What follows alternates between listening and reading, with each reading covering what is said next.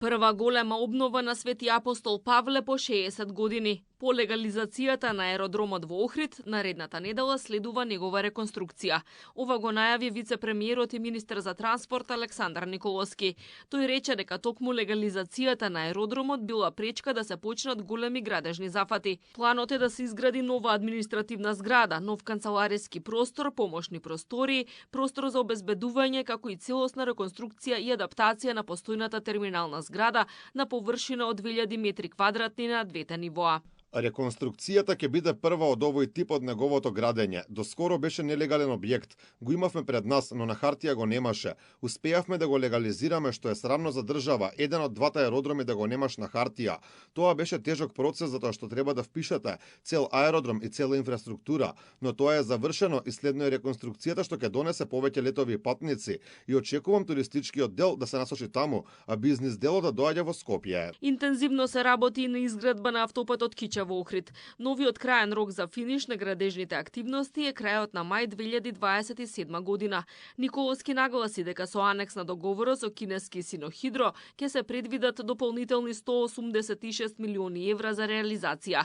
Со ова се обезбедуваат уште 151 ден за добивање употребна дозвола на автопатот.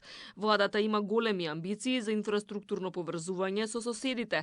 Николовски најави дека во подготовка е планот и за изградба на неколку нови експресни патишта, едниот од Кочани до границата со Бугарија, нов експресен пат од Радовиш до Струмица и нова врска на коридорот 10 со коридорот Струма преку изградба на експресен пат од Смоквица преку Струмица до границата со Бугарија. Сега во соработка со ЕУ треба да го изградиме делот од Куманово до Страцин. Експресните патишта ќе бидат различни од досегашните што ги изградивме. Сменивме закон и правилник и сега ќе личат на пример на автопатот Тетово Гостивар каде ќе имаат 2+2 ленти со ограда на средина, ама оградата нема да биде бетонска, туку класична еластична ограда. Таков е потегот на Дреново Фариш. Таму имаме 2+2 ленти со еластична ограда на средина. На влада ги поминавме основните документи за експресен пат од Кочани до границата со Бугарија. Клучен проект за мене е експресен пат од Радовиш до Струмица и уште еден експресен пат од Смоквица преку Струмица до граница со Бугарија и Петрич од другата страна.